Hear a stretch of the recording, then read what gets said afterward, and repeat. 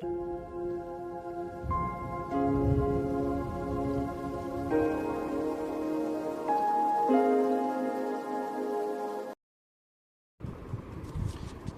everyone, I welcome you today to another video on MNK English Literature series. I am Dr. Naushad Khan and today we are going to be discussing a poem by John Milton on his blindness. So now let us go to the poem. When I consider how my light is spent, and half my days in this dark world and wide, and that one talent which is death to hide, lost with me useless, though my soul more bent, to serve there with my Maker and present, my true account, lest he returning chide, doth God exact day labor, light denied. I fondly ask, but patience to prevent, that murmur soon replies. God doth not need either man's work or his own gifts. Who best bear his mild yoke? They serve him best. His state is kingly, thousands at his bidding speed, and post o'er land and ocean without rest. They also serve who only stand and wait.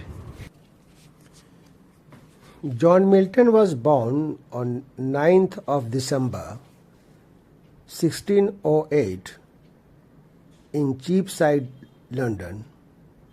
He is undoubtedly one of the most revered poets in English literature, best remembered for the religious and classical strain embedded in his works.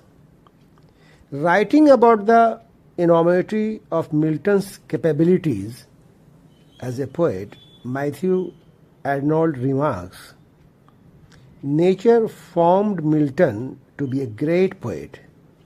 He praised Milton's grandeur, nobility, and sublime imagination, calling him the greatest of our poets. He saw Milton as a poet of high seriousness, dealing with profound themes and ideas. A Puritan classicist in temperament, Milton derived his inspiration from Greek dramatists like Sophocles, the Latin poet Virgil, and of course Homer. For like Milton, Homer too was blind and perceived events through the mind's eyes. He made his mark as a poet while yet in college and wrote a number of poems before graduating. He graduated from Cambridge in 1631. During a period of 8 years, from 1632 to 1640,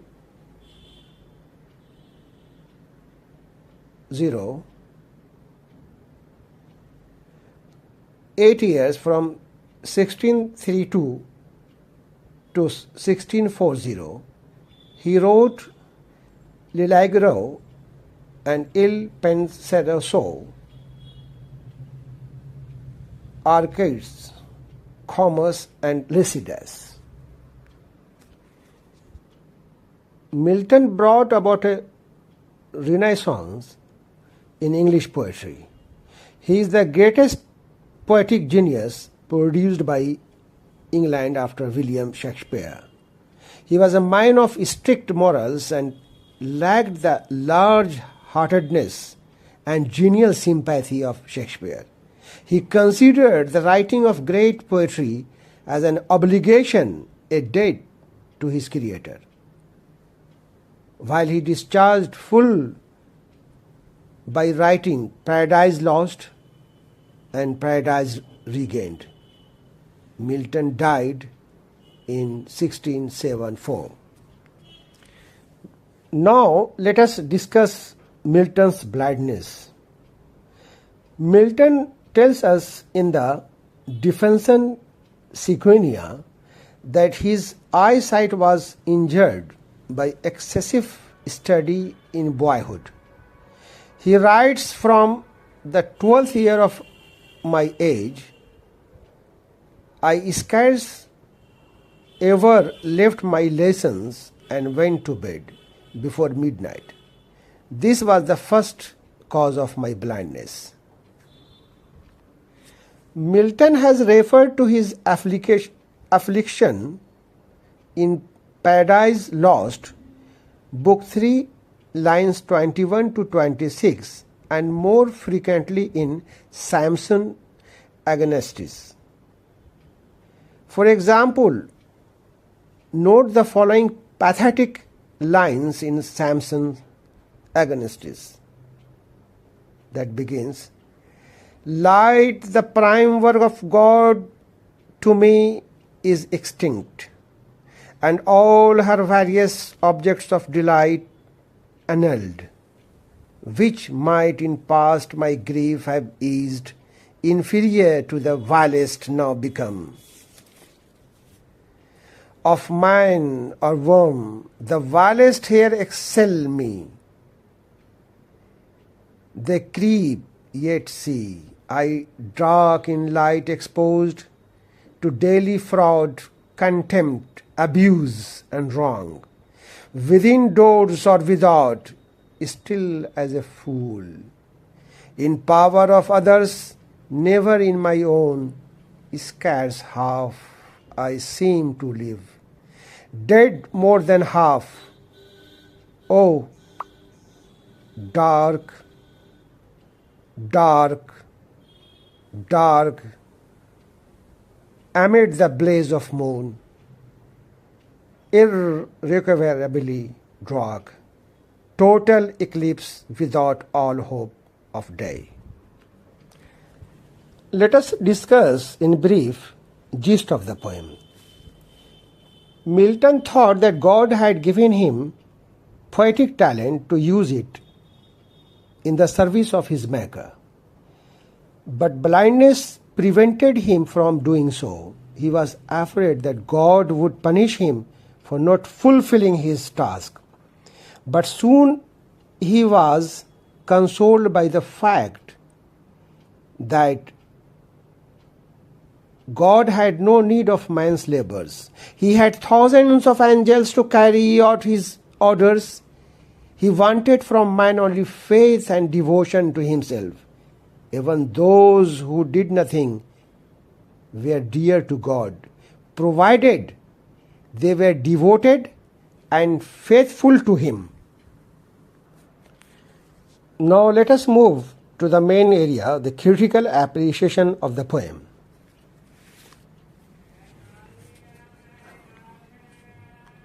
Few as they are, Milton's sonnets are the most memorable in the history of English poetry. The form of the sonnets had gone out of fashion in England in his days, but Milton took it up and went far beyond Shakespeare and Spenser to the Italian model. Wordsworth has rightly observed that in his hands the sonnet became a trumpet, whence he blew soul animating strains, alas, too few. The present sonnet on his blindness is one of the most noble and dignified piece in English language. It gives us an insight into the poet's agonized mind and soul. Milton was Puritan poet of the 17th century. He had a feeling that a poet is a dedicated spirit. This is because the poet is gifted by God. He considered the poet's task to be very responsible, elevating, and purposeful. He always wanted to sing the glories of God and also wanted to serve the nation. Hence, he had a high mission in life. But his blindness prevented him from fulfilling his life's mission. That is why he feels very sad and miserable at heart. This sonnet records the feelings that had arisen in his mind after his blindness.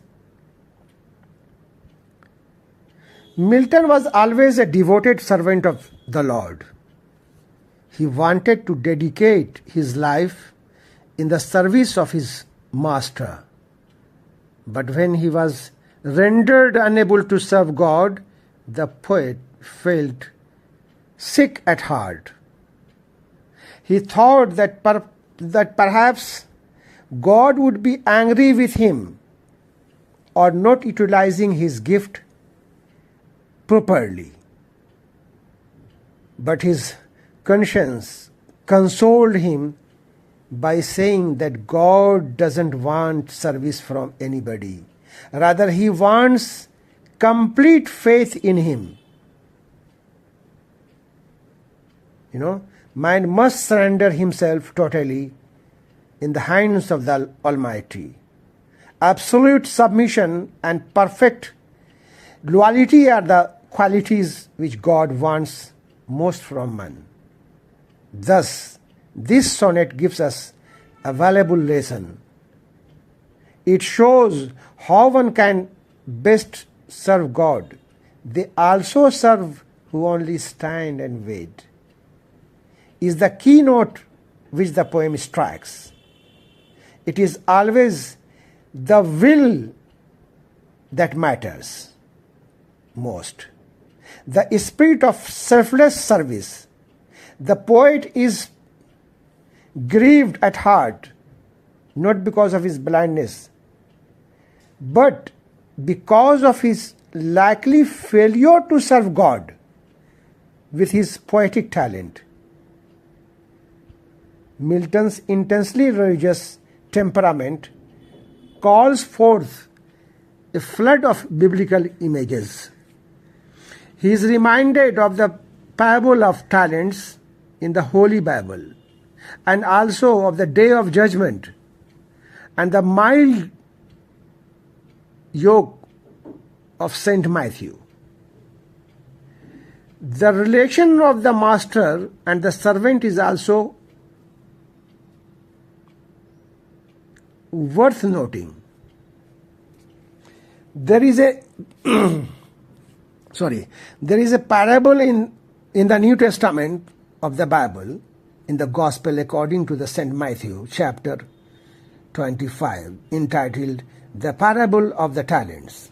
According to this parable, a man who set out on a journey gave his 3 servants 5, 2, and 1 talent respectively. The servants who received 5 and 2 talents each doubled their number of talents, while their master was away. The servant who had received 1 talent only hid it in the earth and did not make any profit of it. The master, on return from the journey, praised the 2 servants who had added to their talents, and rebuked the servant who could not add anything to his 1 talent. The meaning here is that those who don't put to good use the power that God gives to him are taken to task by him. Milton has drawn our attention to the idle servants in the parable by using the word 1 talent in his poem. But here His poetic gift is the talent which the poet has received from God, his master. In spite of his blindness, the poet had firm faith in God. His devotion was steadfast,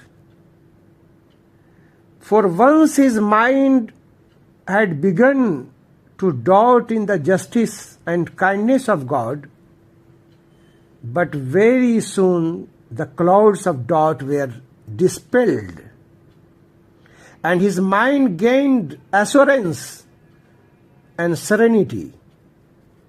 The sonnet is written in Italian or Petrarchian model, but the octave and the sestet are not separate. The thought runs on from one to the other, though with different tones. The rhyme scheme is AB, ABA, AB, ABA, CDE, CDE. The beauty of this sonnet is that it is written with the biblical simplicity, though the thought is lofty and sublime.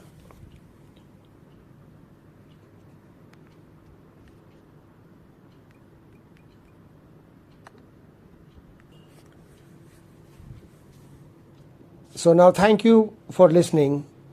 Do listen my previous videos on Hopkins' Pied Beauty and William Blake's symbolism in the light of songs of innocence and songs of experience.